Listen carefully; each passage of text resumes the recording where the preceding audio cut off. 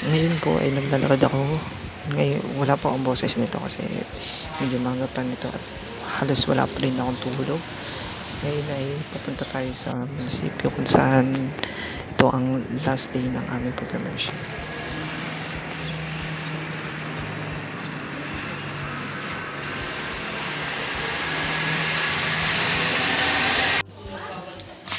Bago kami pumunta sa kanilang office ay kailangan namin dumaan sa biometrics at magtatap. Pagkatap ko dun sa biometrics, so may pinagawa sa akin dito sa office kundi gumawa ng isang article about dun sa cellphone nawawala.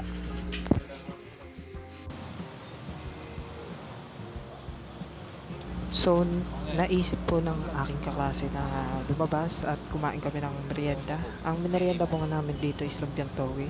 So, sa lumpiang toge kailangan may isang so ito sa suka.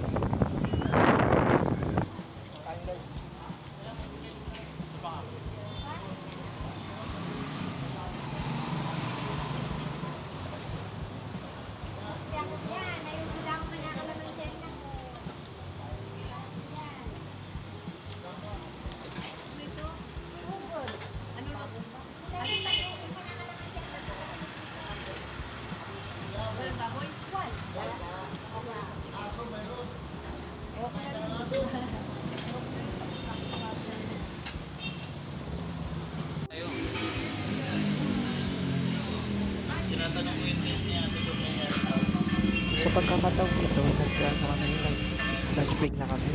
And hinintay lang namin itong sa unahan ko si Jason para sabay-sabay namin kumain. Kakain kami sa karinderya kung saan mura ang student. Panggala ka. Loko-loko sa Rense.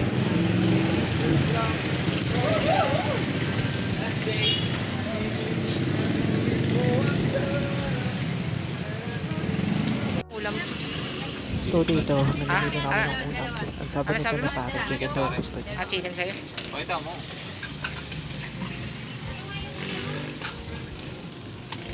Ano yung dalawang student? Adobo na lang ako. Kaya kaya no? Manok ako, manok ka rin. Bago ka, ayoko nang Dito guys, sa point na ito is tinuturuan na ako paano magkuha ng video through this video cam. Naka-live po ito dun sa Willow Gumaka account saan doon po kami nag-live coverage na itong ginanap na event sa Gumaka West.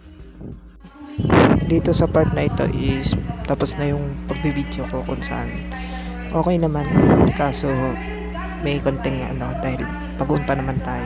Nauwaw na ako dyan kaya uminom na ako.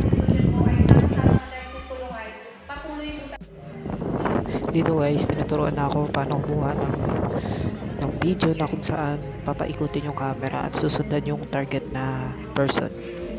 Yan, pinapakita dyan paano mag-zoom, paano itapat mismo yung perspective sa una.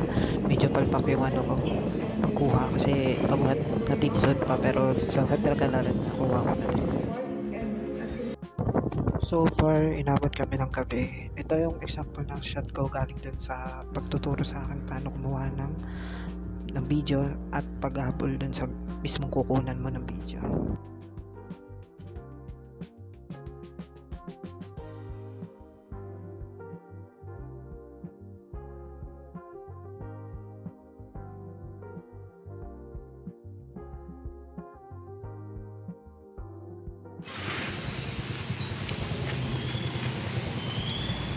Ito guys, inabot na kami ng gabi.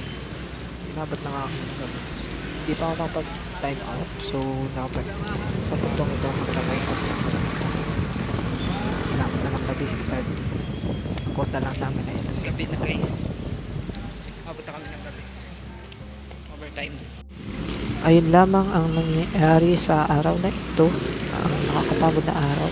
Unexpected, nagpe-perform sana ako sa aking office pero ito yung nangyari. The plans of the Lord stand firm forever. The purposes of his heart through all generations. Psalm 33:11.